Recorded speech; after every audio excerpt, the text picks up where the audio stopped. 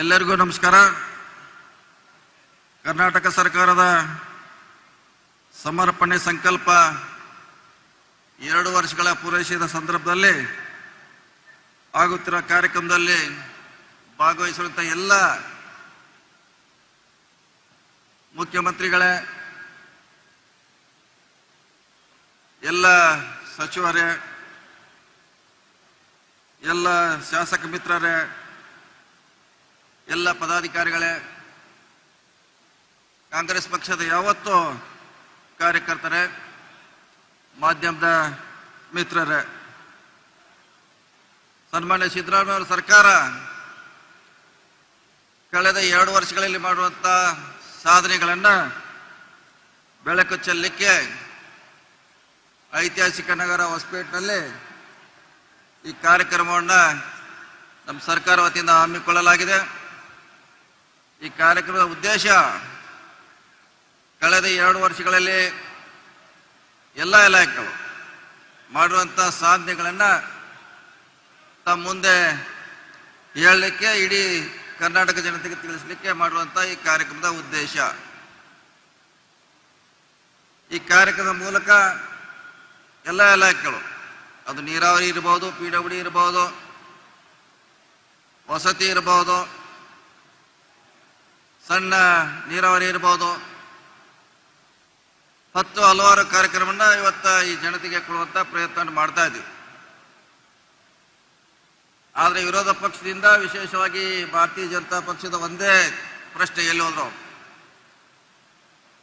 ಸರ್ಕಾರದಲ್ಲಿ ದುಡ್ಡಿಲ್ಲ, ಕೆಲಸ ಆಗ್ತದೆ ಅವ್ರು ಹೇಳುವಂತ ಪ್ರಯತ್ನ ಒಂದೇ.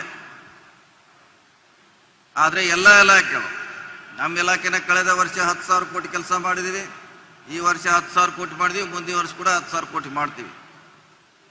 ಈ ರೀತಿ ಎಲ್ಲ ಇಲಾಖೆಗಳು ತನ್ನ ಅನುದಾನದಲ್ಲಿ ಕೆಲಸ ಮಾಡುವಂತ ಪ್ರಾಮಾಣಿಕ ಪ್ರಯತ್ನ ಮಾಡ್ತಾ ಇದ್ದೀವಿ.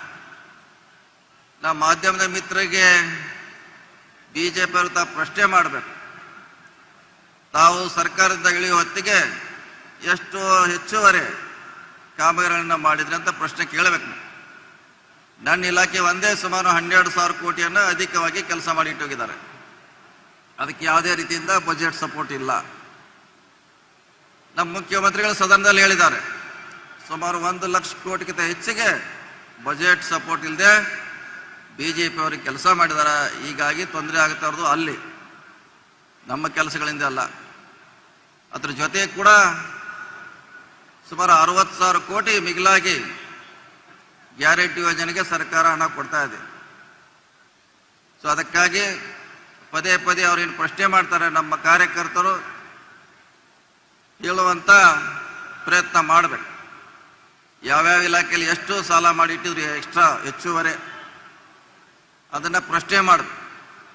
ಅಂದಾಗ ಮಾತ್ರ ಸತ್ಯಾಂಶ ಹೊರಗೆ ಬರುತ್ತೆ ಅನ್ನೋ ಮಾತನ್ನ ಈ ಸಂದರ್ಭದಲ್ಲಿ ಹೇಳ್ತಾ, ಸಿದ್ದರಾಮಯ್ಯ ಸರ್ಕಾರ ಅತ್ಯಂತ ಪ್ರಾಮಾಣಿಕವಾಗಿ ಕೆಲಸ ಮಾಡ್ತಾ ಇದೆ.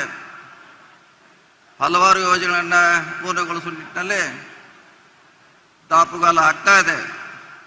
ವಿಶೇಷವಾಗಿ ನೀರಾವರಿ, ರಸ್ತೆಗಳಿರ್ಬೋದು, ಪ್ರತಿ ಕಾನ್ಸ್ಟಿಟ್ಯೂನ್ಸಿಯಲ್ಲಿ ಕೂಡ ಅದು ಬ್ರಿಡ್ಜಸ್ ಇರ್ಬೋದು, ರಸ್ತೆಗಳನ್ನು ಮಾಡುವಂಥ ಪ್ರಾಮಾಣಿಕ ಪ್ರಯತ್ನವನ್ನು ನಾವು ಮಾಡ್ತಾ ಇದ್ದೇವೆ.